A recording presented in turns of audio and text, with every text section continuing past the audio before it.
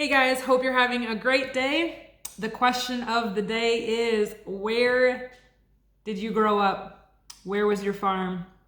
Or did you grow up on a farm? Now, seems kind of weird that I'm starting out with that, but that has literally been the main question that I've gotten asked over the last probably 8 years. So I thought, I've been getting that question again a lot lately.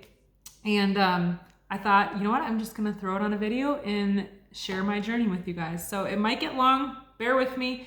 I tend to ramble when I get excited about things, so I will try my best to stay focused. But as far as my agriculture experience as a child, it was next to none.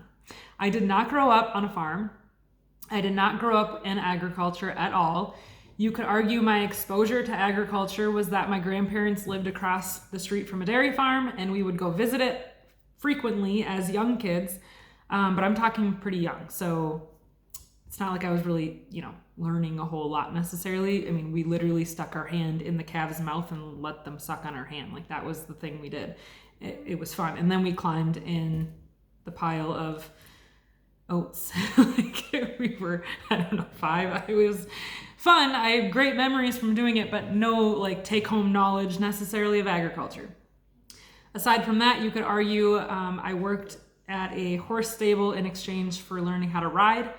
And I consider that agriculture simply because we use the horses now for agriculture use with the livestock. But to many, they're simply pets. And so you could look at it either way. The other thing that comes to mind is that my dad worked for AgStar, which is a financial institution, lending institution for farmers. But the extent there was just hearing him talk about stories when he would come home for supper. Hey, I got to ride with Farmer Joe in his combine today and da-da-da-da-da. But I don't really remember, again, I didn't ask questions for take-home knowledge to really learn the industry. So, I had friends that worked at the dairy barns in town that milked cows, but I think I maybe tagged along once and watched chores get done. Again, no, literally zero knowledge with agriculture. But for whatever reason, cattle just pulled me. I always gravitated towards cattle and horses. I have no idea why, I just did. But with so little exposure in St. Michael, Albertville, where I grew up, it wasn't like there was tons of opportunity knocking at my door saying, yeah, you should definitely get into agriculture, go to school for that. So I figured, okay, it's, one of those things yeah, it's cool, but I guess I'll figure something else out to do. Went to college, switched my major twice. And for those of you who know our family, we had a very tragic, unexpected event happen. And I dropped out of college, moved home, was working second shift at a job in a nearby town, and really had no clue what I was going to do with my life. But a few months later, I met Dan, and Dan had strongly encouraged me for as excited as I would get to talk about cows or the questions that I'd have, and just him hearing, my interest in how I would get so intrigued all growing up with livestock. He's like, you know what, just go to school for it. Learn as much as you can, see if it's really what you want to do. And if it's not, then oh well, you find something else you do. But at least you've taken that road and you've found out for yourself. You don't want to regret it later. Okay, yes, I'll do that. So went to school. And funny thing, even though it was livestock always pulling at me, I ended up with ag business with an emphasis in crops. And the reason for that degree is because my mentor there had suggested if I was going to go for livestock, I needed to move west, way west. So that wasn't going to happen. I couldn't have imagined, especially at that time, leaving the state and getting that far away from family. It was just not a thing. But then the other thought in the back of the head was, well, what if, I don't know where things are going with Dan, and, he's the 6th generation to buy his family ranch, and there's definitely no moving that. So I need to stay local. I need to stay Minnesota local. So I went to crops, did that, Graduated, went to one of the stories I should share about that too is for ag business, you needed 4 internships, none of which could be on the farm. They had to be off the farm jobs in some way, shape, or form. But they submit a request for that to be tweaked for me because I had zero exposure to agriculture. They said, nobody's going to take you seriously when you get to a job if you've basically never walked in a field or sat in a tractor. So they got that approved. I worked for Dan and Roger. That was the other thing. It had to be fall. It had to be during harvest, which is the busiest time for farmers, for row crop farmers. So got that approved, worked for Dan and Roger for fall, had to really truly understand the long hours, the hard labor work that needs to be done, learned how to drive all the equipment from skid steers, small tractors, huge 4-wheel drives, semis, I mean, you name it. I had to learn all of it. I had to learn to back everything up, all the trailers and everything. And it was a really, really good experience. Like, it really opened my eyes, what I was getting into, so that I could really relate to what was going on the farm. And it was probably good just in the aspect of understanding what I was getting myself into with Dan too. But anyway, so graduated college.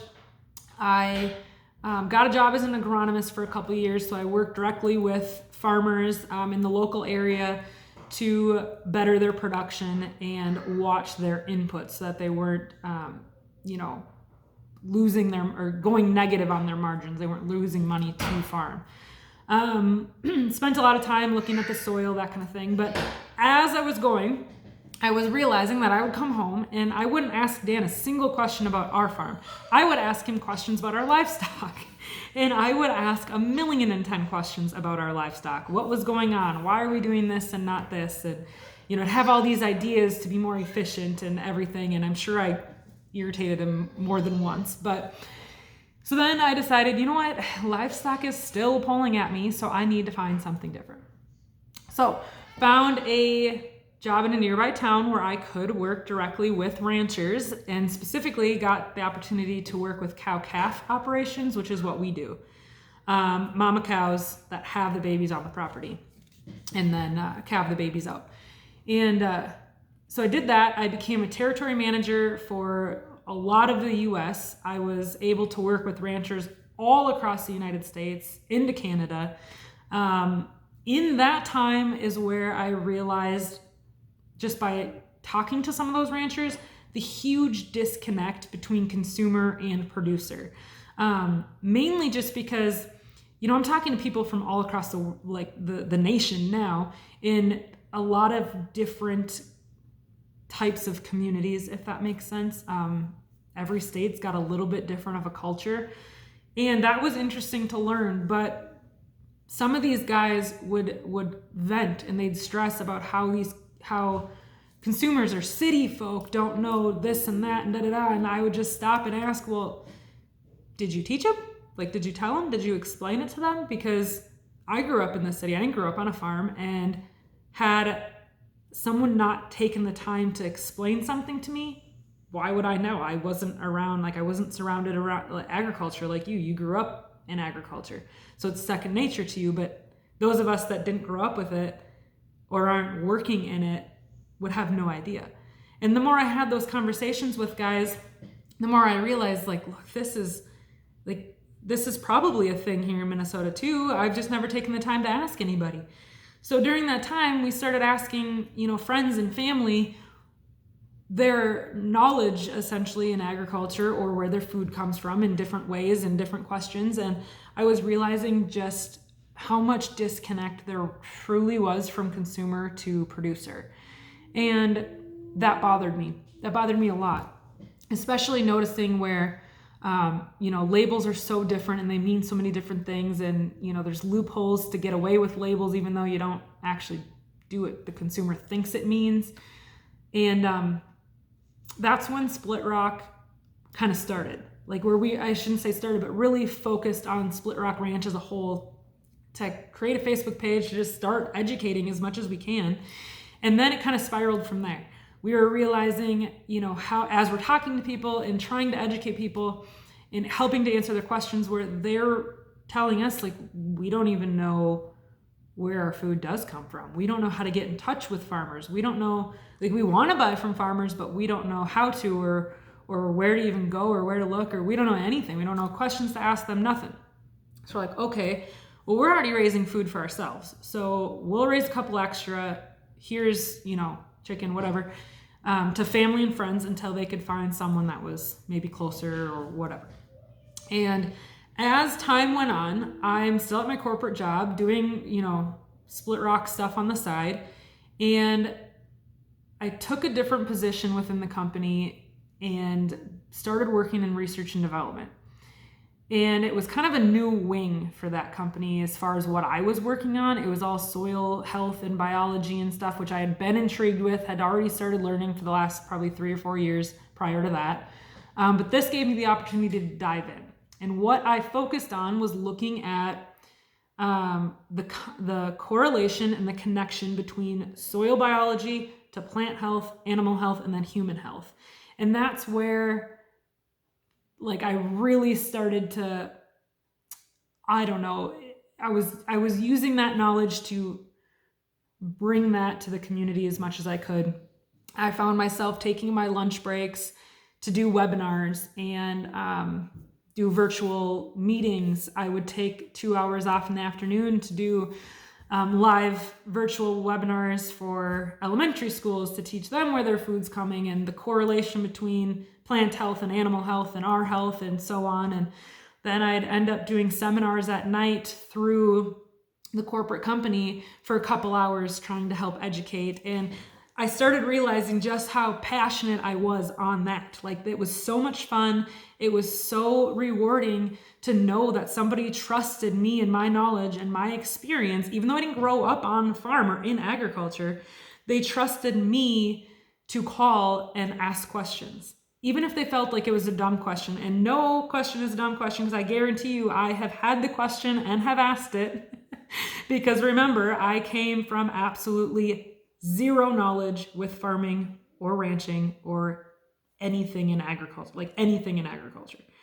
So it is and has been and will continue to be exciting and rewarding to know that I can help bring some of the information that I've learned and just information from the industry to consumers.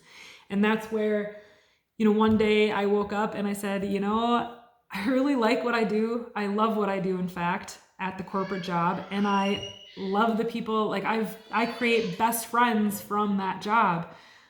But I have to go. I have to focus on Split Rock Meats and Split Rock Ranch. Like, I have to.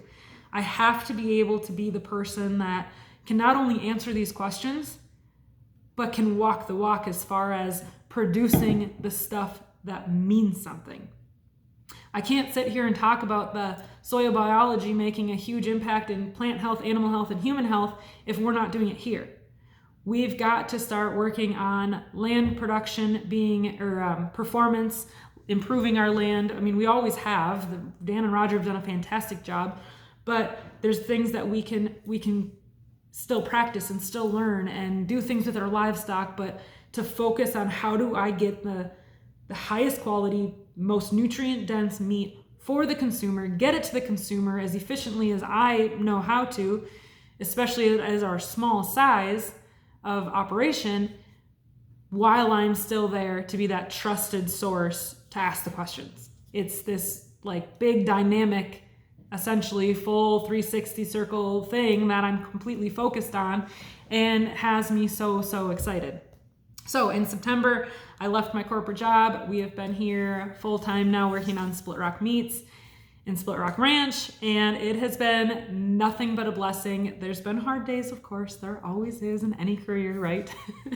But it has been fantastic, and I love it. And that is how I came from zero agriculture and a little bit of my journey and how we ended up here with Split Rock Meats.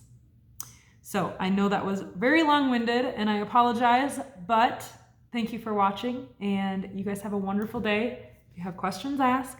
But otherwise, stay warm, and hopefully we see you soon. Take care.